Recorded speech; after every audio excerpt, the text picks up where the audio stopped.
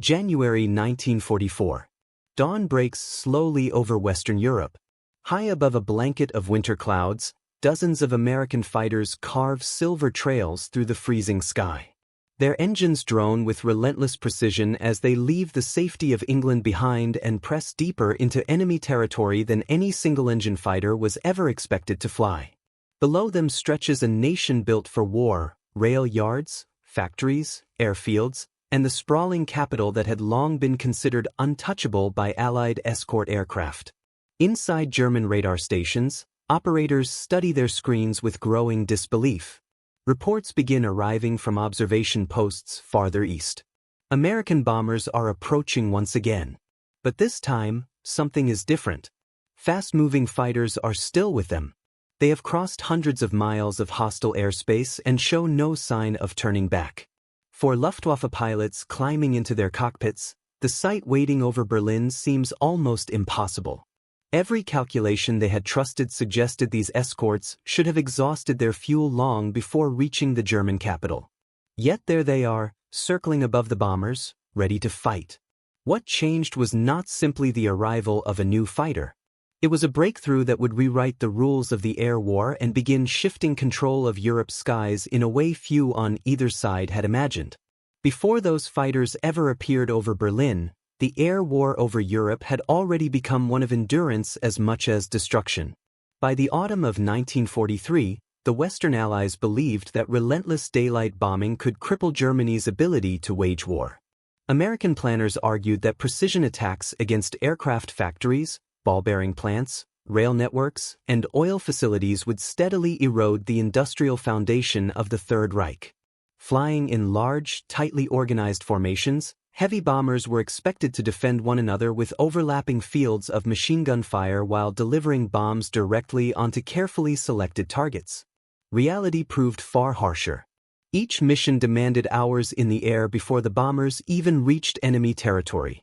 Crews climbed into unpressurized aircraft before dawn, enduring temperatures that often fell below -40 degrees Celsius. Frost gathered inside the fuselage. Oxygen masks froze against faces. Every man understood that mechanical failure, enemy fighters, or anti-aircraft fire could end the mission long before reaching home.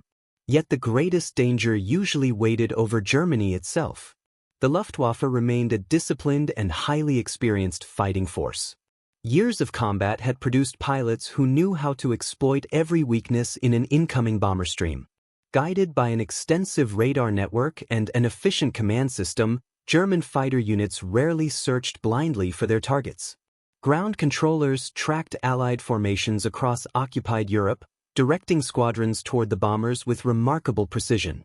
By the time American crews reached central Germany, enemy fighters were often already climbing to intercept them. Aircraft such as the Messerschmitt Bf 109 and the Focke-Wulf FW 190 struck with speed and coordination. Some attacked head-on, closing at tremendous combined speeds that gave bomber gunners only seconds to react. Others swept in from the rear or from above, firing concentrated bursts before breaking away to prepare another pass. Every attack tested the discipline of the bomber formations. A single aircraft falling behind because of engine trouble or battle damage often became an isolated target, surrounded by enemy fighters within minutes. American commanders understood that escort fighters were essential, but technology imposed unforgiving limits.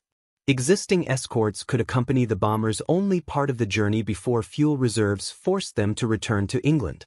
Beyond that point, the heavy bombers continued alone into the heart of Germany. Luftwaffe commanders knew these limits almost as well as the Americans themselves. They deliberately waited until the escorts turned back, preserving their strength for the moment when the bombers were most vulnerable. The consequences were devastating. Raids deep into Germany became battles of survival. Formation after formation disappeared into smoke and fire. Damaged bombers limped westward with shattered wings, burning engines, or missing crew members. Others never emerged from German airspace at all. Airfields across eastern England filled with anxious ground crews waiting for aircraft that would never return. The losses reached a crisis during the Great Raids of late 1943. Missions against heavily defended industrial targets demonstrated that courage alone could not overcome the growing effectiveness of German air defenses. Even when bombs struck their objectives, the price paid in aircraft and experienced airmen threatened the entire strategy of daylight bombing. Every missing crew represented months of training that could not be quickly replaced. Every destroyed bomber weakened the offensive that Allied leaders believed was vital to defeating Germany. Yet abandoning the campaign was not considered an option. Instead, military planners searched urgently for a solution that would allow fighters to remain beside the bombers from takeoff until their return across the English Channel. Somewhere within that challenge lay the answer that would eventually carry American fighters all the way to Berlin and leave seasoned Luftwaffe pilots questioning everything they thought they knew about the limits of a single-engine aircraft. The answer did not begin over Berlin. It began years earlier on drawing boards, inside wind tunnels, and across factory floors where engineers pursued an aircraft that balanced speed, endurance, and simplicity in ways few believed possible. The fighter that would eventually change the air war had first been designed to satisfy a British requirement, not an American one. Built around a streamlined airframe and an advanced laminar flow wing, it promised exceptional performance. But its true potential remained hidden until one critical change transformed the aircraft completely. That change came with the installation of the British-built Rolls-Royce Merlin engine, produced in the United States under license by Packard. The new powerplant gave the fighter outstanding high-altitude performance, allowing it to operate where American heavy bombers spent most of their missions. Instead of struggling for power above 20,000 feet, the aircraft retained its speed and climbing ability, making it a formidable opponent against German interceptors. Just as important, the engine proved remarkably efficient during long flights, consuming fuel more economically than many competing fighters. Engineers then focused on another problem that had haunted every escort mission: range. The fighter carried a substantial amount of fuel inside its wings and fuselage, but internal tanks alone could not support flights deep into Germany and back. The solution was both practical and revolutionary. External drop tanks allowed pilots to carry hundreds of additional gallons of fuel beneath the wings. During the early stages of a mission, these tanks supplied the engine while the aircraft conserved its internal reserves. Once emptied, the tanks could be jettisoned with the pull of a lever, restoring the fighter's agility before combat began. The concept appeared straightforward, yet making it work demanded careful planning. Fuel had to be transferred in the correct sequence. Pilots constantly monitored gauges while calculating consumption against distance, altitude, weather, and engine settings. A mistake made over the North Sea might not reveal its consequences until hundreds of miles later, when no friendly airfield lay within reach. Every escort mission became an exercise in mathematics as much as flying.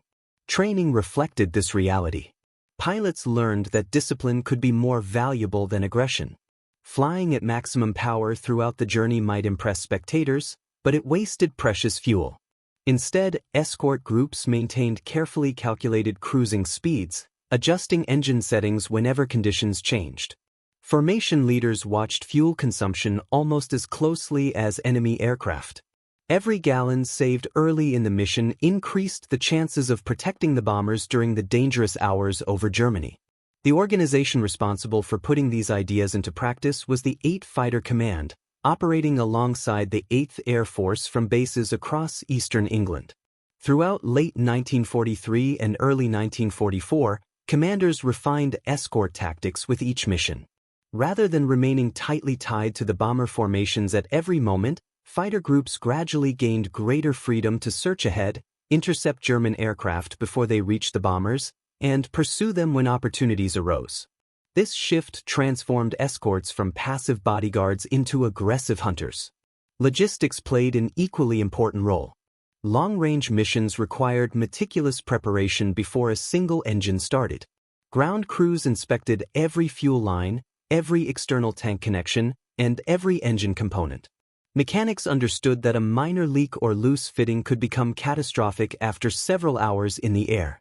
Armorers loaded ammunition with equal care, knowing that pilots might have only one opportunity to engage enemy fighters hundreds of miles from home. Meteorologists studied weather systems stretching from England to central Germany because unexpected headwinds could consume fuel reserves far faster than expected. By early 1944, confidence within American headquarters was growing. Calculations suggested that the new escort fighters could accompany heavy bombers all the way to Berlin and return without sacrificing combat effectiveness. It was an achievement many experts had considered unrealistic only months before. Still, maps and fuel charts could not guarantee success. Between England and Berlin lay some of the most heavily defended airspace in the world, protected by experienced fighter units, dense anti-aircraft artillery, and a command network that had frustrated Allied air offensives for years. Soon, those carefully prepared plans would be tested under combat conditions. The result would surprise not only the Americans who had invested their hopes in the new fighter, but also the Luftwaffe pilots who suddenly found enemy escorts waiting for them over the very heart of Germany. For the Luftwaffe, the appearance of American escort fighters over Berlin was not simply another battlefield development. It challenged years of operational experience. German fighter pilots had built their tactics around a predictable pattern. American bombers would cross the coast under escort, continue inland, and eventually lose their protective fighters as fuel reserves ran low. Only then would the main interception begin. It was a rhythm repeated across countless missions, and confidence grew from its consistency. Ground controllers directed fighter units with remarkable efficiency. Radar stations detected incoming formations while observers tracked their progress across occupied Europe. Orders flowed quickly through command networks, sending squadrons toward carefully calculated interception points. Experienced pilots climbed knowing almost exactly where they would meet the bombers and, more importantly, when the escort fighters would disappear. Patience often became a weapon. There was little reason to waste fuel or expose aircraft early when the bombers would soon be left alone. Then the pattern broke. As American formations approached central Germany in early 1944, German controllers continued reporting fighter contacts far deeper inland than expected. At first, some believed the radar plots were mistaken or that the escorts would soon turn west. Instead, reports kept coming. The fighters stayed with the bombers. They crossed rivers, rail junctions, and industrial cities that had long marked the practical limits of Allied escort aircraft. By the time the formations approached Berlin, the impossible had become undeniable. For German pilots, this changed the nature of every engagement. Instead of attacking bombers that had already lost their shield, they now encountered fast, aggressive fighters waiting above and around the formations. American pilots no longer remained entirely defensive. They climbed to advantageous positions, intercepted German aircraft before attack runs could develop, and forced the Luftwaffe into air battles that consumed both fuel and momentum. Every minute spent fighting escorts was a minute not spent destroying bombers. From the American perspective, the transformation represented far more than the arrival of a superior aircraft. It reflected a complete integration of engineering, logistics, and operational doctrine. The fighter's streamlined design reduced drag, while the Merlin engine delivered reliable performance at the high altitudes where the bombing campaign operated. External drop tanks extended the aircraft's reach beyond expectations, but they achieved little without disciplined flying, careful navigation, and rigorous fuel management. Success depended on thousands of decisions made before combat ever began. Escort pilots understood that endurance demanded restraint. They resisted unnecessary maneuvers during the outbound flight, maintained economical engine settings, and trusted their leaders to manage every stage of the mission. Only after the external tanks had been emptied and released did they prepare for combat. At that moment, the aircraft regained the speed and maneuverability that had made it famous. What had spent hours conserving fuel could suddenly become an agile fighter capable of matching or exceeding the performance of its German opponents. For the young Americans sitting behind the controls, these missions demanded exceptional concentration. Many were barely in their 20s. They faced flights lasting 7 or 8 hours, navigating across unfamiliar landscapes where every mistake could prove fatal. The cockpit offered little comfort. Engine vibration never ceased. Oxygen masks dried the throat. Cold seeped through heavy flight clothing despite heated systems. Below lay occupied Europe, where a forced landing almost certainly meant capture, or worse. Yet the knowledge that they could remain beside the bombers until the journey's end changed morale throughout the 8th Air Force. Bomber crews, who had previously watched their escorts disappear on the horizon, now saw friendly fighters remain overhead as German defenses intensified. Confidence grew not because danger had vanished, but because they no longer faced it alone. That growing confidence would soon be tested in the largest and most fiercely contested air battles of the European War, where the struggle for control of the skies reached its decisive phase. Technology alone did not alter the balance of the air war. It was the way the new escort fighters were employed that forced the Luftwaffe into an increasingly difficult position. Earlier in the campaign, German commanders could concentrate almost entirely on the bomber formations. Their fighters climbed, attacked, withdrew, and prepared for another pass with relatively little interference once the Allied escorts turned back. The arrival of long-range escorts ended that freedom. American fighter commanders gradually abandoned the idea that escorts should remain locked in close formation with the bombers every minute of the mission. Instead, they adopted a far more aggressive doctrine. Fighter groups swept ahead of the bomber stream, searched for German aircraft assembling on their airfields, and intercepted formations before they could organize effective attacks. Others flew above the bombers, ready to dive on any enemy fighters attempting to gain altitude for a strike. The objective was no longer simply to react. It was to seize the initiative. For Luftwaffe pilots, this created constant uncertainty. An interception that had once followed a familiar routine now carried new risks. Even before reaching the bombers, German fighters had to remain alert for American escorts appearing from above, behind, or out of the sun. Every climb toward the bomber stream consumed valuable fuel. Every evasive maneuver reduced the energy needed for an effective attack. Instead of concentrating entirely on destroying heavy bombers, pilots were increasingly forced into dogfights that disrupted carefully planned interceptions. The pressure extended beyond the cockpit. German commanders faced growing shortages of experienced pilots, aircraft, and, perhaps most critically, aviation fuel. Training programs shortened as losses mounted, sending less experienced airmen into combat against increasingly capable Allied opponents. Veterans who had survived years of fighting found themselves flying alongside replacements who possessed only a fraction of their experience. While individual skill remained high among many Luftwaffe aces, the overall quality of the force steadily declined as the war progressed. The Allies, by contrast, benefited from expanding industrial capacity and a steady flow of new aircraft. Factories in the United States produced fighters, engines, spare parts, and ammunition on a scale Germany struggled to match. Ground crews worked around the clock to repair battle damage, replace worn components, and prepare aircraft for the next mission.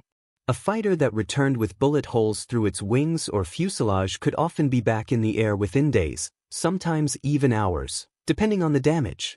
This logistical strength ensured that losses, while painful, did not halt the offensive. The psychological impact became just as significant as the tactical one. Bomber crews who had once dreaded the moment their escorts disappeared now drew confidence from seeing friendly fighters remain overhead all the way to the target. That confidence translated into steadier formations, better bombing accuracy, and greater resilience under attack. The escorts did more than shoot down enemy aircraft. They changed how thousands of Allied airmen approached each mission. On the German side, the opposite effect began to emerge. Pilots who expected isolated bombers instead encountered determined escorts deep inside German airspace. Every mission became more dangerous than the last. Airfields that had once launched confident interceptions now watched aircraft return damaged, or not return at all. Experienced squadron leaders were killed or wounded faster than they could be replaced, and each loss weakened the Luftwaffe's ability to defend the Reich. By the opening months of 1944, the skies over Germany had become a battlefield unlike anything seen earlier in the war. It was no longer a contest between bombers and interceptors alone. It had evolved into a relentless struggle for complete air superiority, fought thousands of feet above the factories, railways, and cities that fueled Germany's war effort. The greatest test of that struggle was still to come, when hundreds of bombers and hundreds of escort fighters would press toward Berlin in one of the most decisive aerial confrontations of the Second World War. Before dawn on March 4, 1944, airfields across eastern England came alive under floodlights. Ground crews made their final inspections while rows of heavy bombers stood waiting in the cold, their bomb bays loaded for one of the most ambitious daylight raids of the war. Mechanics checked fuel lines one last time. Armorers secured ammunition belts. Crew chiefs listened carefully to engines that would soon have to perform flawlessly for the next 8 hours. Every aircraft carried not only bombs and ammunition, but the expectations of an air campaign that had reached a decisive moment. Inside briefing rooms, curtains were drawn back to reveal the target. Berlin. The room fell quiet. For months, the German capital had represented more than another objective on a map. It stood at the very center of the Third Reich's administrative and industrial system, protected by one of the densest concentrations of anti-aircraft guns in Europe and defended by fighter units determined to stop any attack before it reached the city. Many bomber crews had heard stories of previous missions into Germany's interior. They understood that Berlin demanded the longest flight, exposed them to the greatest concentration of enemy defenses, and left almost no margin for error. This time, however, something had changed before a single engine started. Alongside the bomber groups waited large numbers of North American P-51 Mustangs, supported by other escort fighters assigned to different portions of the route. Their role was no longer limited to the western edge of Germany. Careful fuel planning, improved external drop tanks, and months of operational experience meant the Mustangs were expected to remain with the bombers all the way to the capital and back across occupied Europe whenever conditions allowed. It was a mission that only months earlier would have been dismissed as unrealistic. Shortly after sunrise, the formations lifted into the freezing air one after another. Heavy bombers slowly assembled into their combat boxes while escort fighters circled overhead, waiting until every group reached its assigned altitude. Thousands of engines merged into a continuous roar that echoed across the English countryside before the enormous formation turned east toward the North Sea. The outbound flight demanded patience. Pilots resisted every temptation to use unnecessary power. Fuel gauges became as important as the horizon ahead. Formation leaders monitored speed with extraordinary discipline, knowing that even a small increase in engine power, maintained over several hours, could mean the difference between returning safely and running out of fuel over occupied Europe. As the force crossed the Dutch coast, German radar stations detected the incoming aircraft almost immediately. Reports traveled through the Reich's air defense network at remarkable speed. Observation posts confirmed the direction of flight. Telephone lines linked command centers with fighter bases scattered across Germany. Pilots hurried toward their aircraft while engines coughed into life. Within minutes, interceptor units began climbing toward the expected approach routes. Initially, everything appeared familiar. American bombers crossed into German airspace just as they had on countless earlier missions. But as the formations continued eastward, Luftwaffe controllers noticed something unusual. The fighter escorts were not turning back. New radar reports confirmed the same picture. American fighters remained with the bombers far beyond the distances that German commanders had considered practical.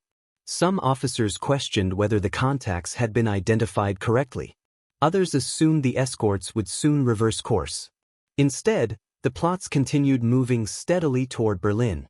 German fighter units launched anyway, determined to break apart the bomber formations before they reached the capital. Yet the attacks developed differently from previous battles. As interceptors climbed into position, they found American escorts already waiting above them. Instead of making coordinated attacks against largely unprotected bombers, many German pilots were forced into fast-moving air combat almost immediately. The skies became crowded with twisting contrails, diving fighters, and heavy bombers pressing relentlessly toward their objective. Individual engagements unfolded at extraordinary speed. A German pilot attempting a head-on attack could suddenly find a Mustang diving from higher altitude. An American escort pursuing one opponent risked crossing the path of another. Seconds often separated survival from destruction. Still, the bomber formations continued east.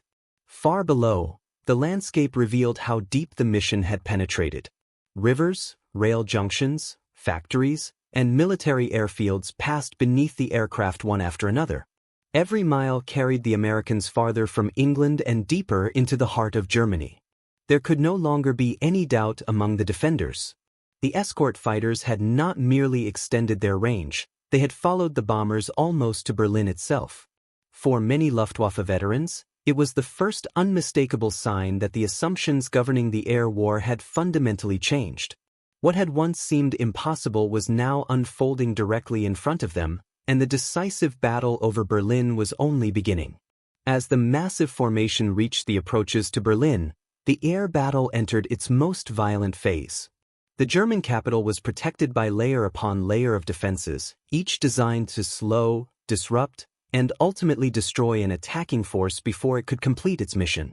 Searchlights remained idle in daylight, but hundreds of heavy anti-aircraft guns were already prepared, their crews tracking the incoming aircraft through optical sights and fire control systems. Above them, fighter squadrons raced to intercept the bombers before they crossed the city. Within minutes, the sky became a battlefield stretching for dozens of miles. Dark bursts of anti-aircraft fire blossomed among the bomber formations, sending jagged fragments of steel in every direction. Entire aircraft disappeared behind thick clouds of black smoke before emerging again, sometimes intact, sometimes trailing fuel or coolant.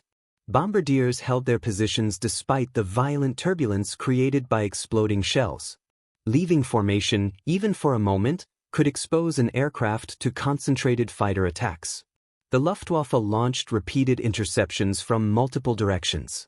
Experienced pilots in Messerschmitt Bf 109s and Focke-Wulf FW 190s attempted to break through the American fighter screen, knowing that every second spent engaging the escorts allowed the bombers to move closer to their targets. Some attacked from high altitude, diving through the formation with tremendous speed. Others approached head-on, accepting enormous risks in exchange for only a brief firing opportunity. But the escort fighters were no longer confined to defensive circles around the bombers. Mustang pilots climbed aggressively to gain altitude before each engagement, using speed and energy rather than turning contests whenever possible. They intercepted German fighters well before many could organize coordinated attacks. Instead of waiting for the enemy to reach the bombers, American escorts carried the fight outward, disrupting formations while forcing German pilots to defend themselves. What had once been carefully planned interception missions became scattered engagements across the skies surrounding Berlin. Radio traffic reflected the intensity of the battle. Formation leaders reported enemy aircraft approaching from different bearings. Wingmen warned each other of fighters diving from above. Requests for assistance mixed with navigation updates and fuel checks. Despite the confusion, discipline remained remarkable.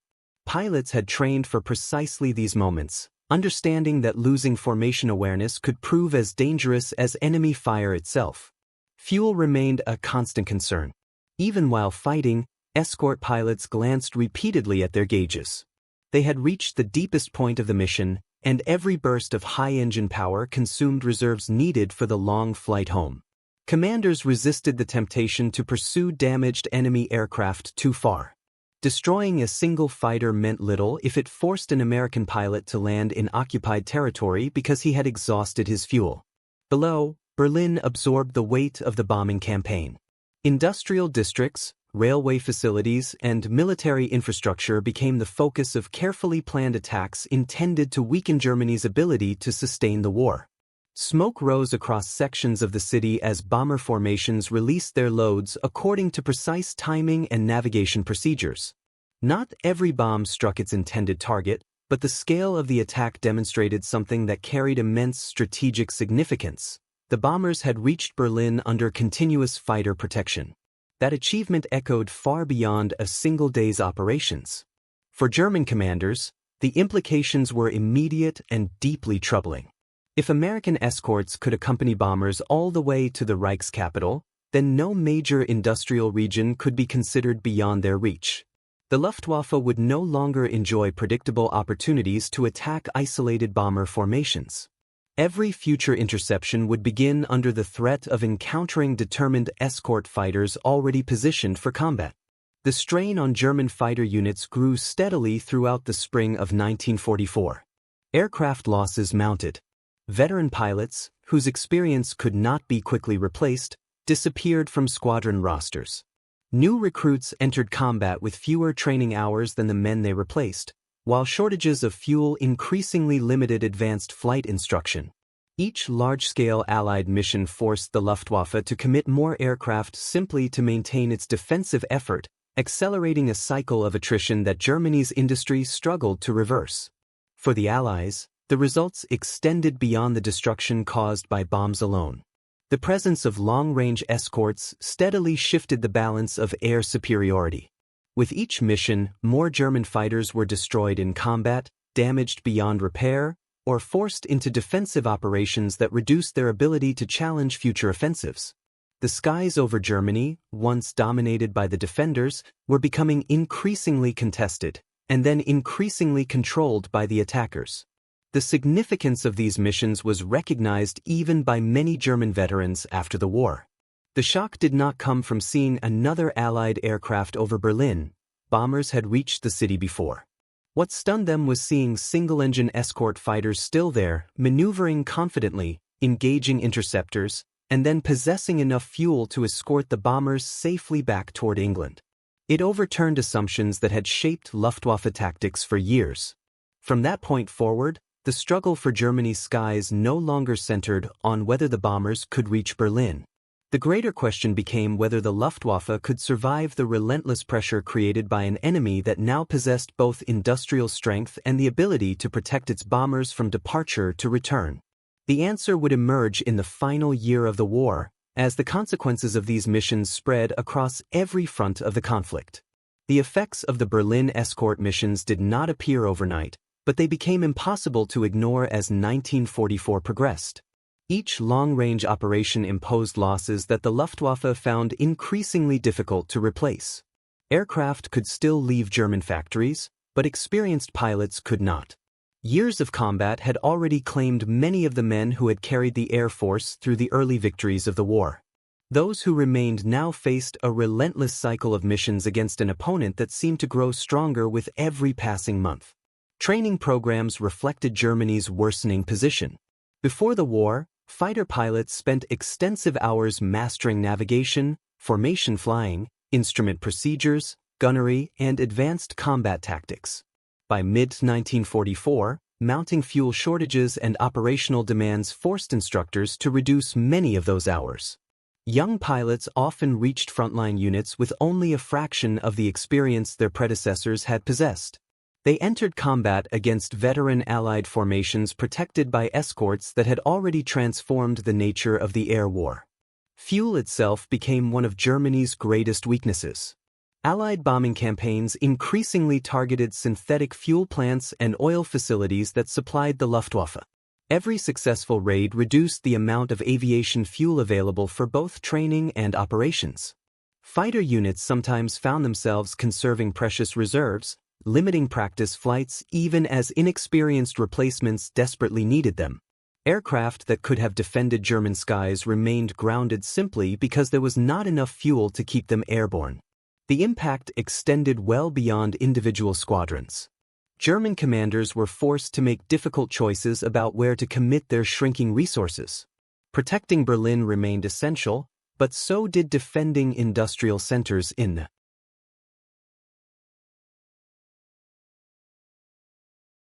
Ruhr, transportation networks, aircraft factories, and military installations supporting every active front.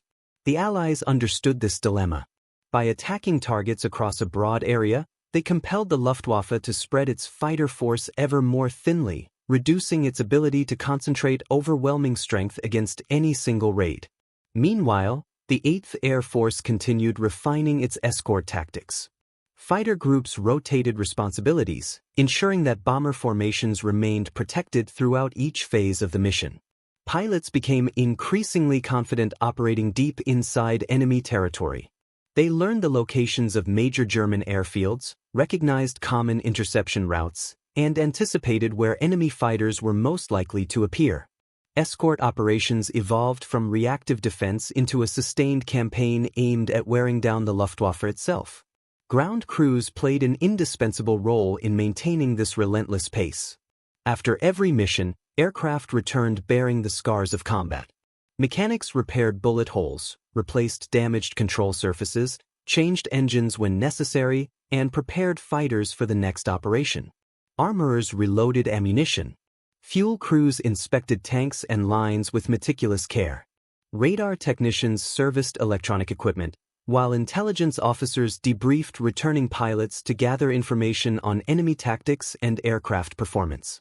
Behind every successful escort mission stood thousands of personnel whose work rarely appeared in combat reports but proved essential to sustaining the offensive. For bomber crews, the psychological transformation was profound. Earlier in the campaign, many had watched escort fighters disappear before the most dangerous portion of the journey, knowing they would soon face German interceptors alone. Now, friendly fighters remained visible throughout much of the mission. The danger had by no means disappeared, anti-aircraft fire remained deadly, and Luftwaffe attacks continued, but the knowledge that escorts were still overhead strengthened confidence across the bomber force.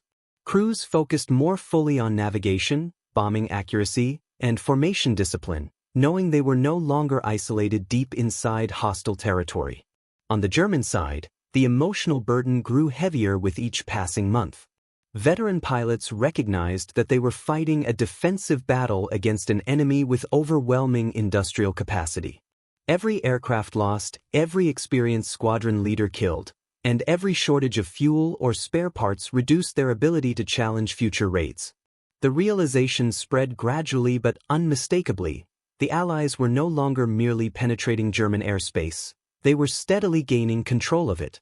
The consequences of that shift reached far beyond the skies above Berlin.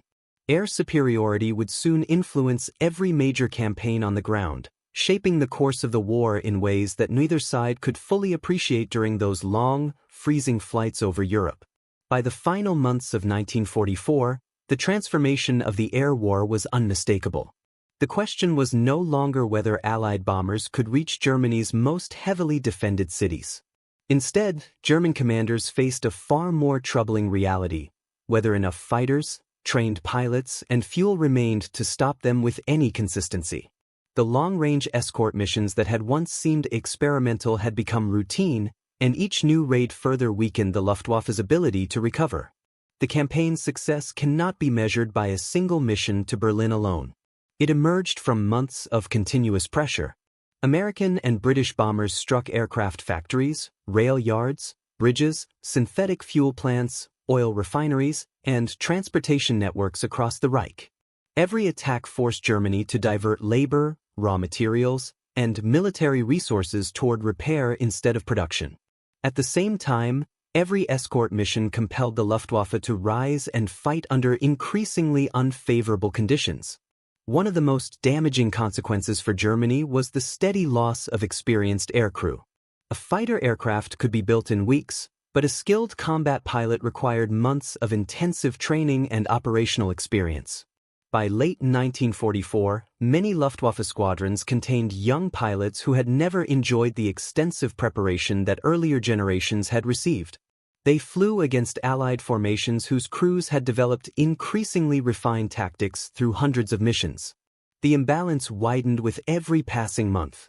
The destruction of Germany's fuel industry proved equally decisive. Allied bombing campaigns against synthetic fuel facilities sharply reduced aviation gasoline production, leaving many fighter units unable to train or operate at full strength. Some newly assigned pilots completed only a handful of flying hours before being committed to combat. Others were familiar with their aircraft in theory but had little opportunity to practice advanced maneuvers, formation tactics, or gunnery. Even the finest fighter became far less effective when its pilot lacked experience or when fuel shortages kept it on the ground. For the Allies, achieving sustained air superiority produced consequences that extended far beyond the strategic bombing campaign. As preparations intensified for the invasion of Normandy, Allied aircraft operated with growing freedom over occupied France and Western Europe. Fighter escorts that had helped secure the skies over Germany now protected troop movements, attacked rail networks, destroyed supply convoys, and supported advancing ground forces. The gradual weakening of the Luftwaffe reduced its ability to interfere with these operations, giving Allied commanders an advantage that would prove invaluable during the liberation of Western Europe. The North American P-51 Mustang became one of the defining symbols of this transformation, not because it won the air war by itself, but because it represented the successful combination of engineering, logistics, disciplined training, and evolving combat doctrine. The aircraft's range allowed escort fighters to accompany bombers farther than ever before, but that capability mattered only because thousands of mechanics, planners, navigators, intelligence officers, and pilots worked together to make every mission possible. Victory in the air resulted from an entire system functioning with remarkable efficiency. After the war, historians and veterans from both sides reflected on the significance of these long-range escort missions. Many Luftwaffe pilots acknowledged that seeing American single-engine fighters over Berlin had been deeply unsettling. It signaled that the assumptions guiding Germany's air defense strategy no longer held true. Bombers could now reach the heart of the Reich while remaining under fighter protection for nearly the entire journey. The defensive advantage Germany had relied upon since the early years of the conflict had begun to disappear. The air war over Europe remained costly until its final days. Thousands of Allied and German airmen never returned from their missions. Entire bomber crews vanished over occupied territory or the German countryside. Fighter pilots on both sides endured exhausting patrols, split-second decisions, and combat measured in moments rather than hours. The technological achievement of reaching Berlin and returning safely did not diminish the human cost. Instead, it underscored the extraordinary demands placed upon those who fought in the skies above Europe. In the end, the story was never simply about one remarkable fighter flying farther than anyone expected. It was about how a single innovation, combined with careful planning and relentless determination, altered the balance of an entire campaign. The disbelief expressed by many Luftwaffe pilots reflected more than surprise at an aircraft's range. It reflected the realization that the strategic momentum of the air war had shifted, and that Germany's ability to defend its own skies was slipping away. For years, distance had been one of Germany's strongest defenses. Geography, fuel limitations, and the practical range of escort fighters created an invisible barrier that protected the heart of the Reich. Berlin stood beyond what many believed a single-engine fighter could achieve, allowing the Luftwaffe to wait patiently until American bombers were forced to continue alone. It was a system built on confidence, reinforced by experience, and trusted by commanders on both sides of the conflict. Then that barrier disappeared. The arrival of long-range escort fighters did more than extend the reach of Allied aircraft. It reshaped the entire logic of the air war. Bombers could now strike deeper into Germany with continuous protection. German interceptors could no longer choose the time and place of every engagement. Instead of hunting isolated formations, they found themselves fighting for survival against escorts that had crossed the same immense distances and still possessed the speed and determination to challenge them. The aircraft itself became famous, but its greatest achievement was not measured by speed, altitude, or firepower alone. Its true significance lay in proving that engineering, careful planning, disciplined pilots, and an enormous logistical effort could overcome what had once seemed an impossible limitation. Every successful mission to Berlin represented the work of thousands of people whose names rarely appeared in history books but whose efforts kept the aircraft flying day after day. For the Luftwaffe pilots who looked into the winter sky and saw American fighters circling above Berlin, the shock was understandable. They were witnessing more than a new aircraft. They were witnessing the moment an old certainty disappeared forever. In war, victories are often remembered through great battles or famous commanders. Yet sometimes history changes because one obstacle, accepted for years as unbreakable, is quietly overcome. When American fighters reached Berlin and returned home, they did exactly that. They proved that the limits of the battlefield had shifted, and with them, the balance of the air war over Europe.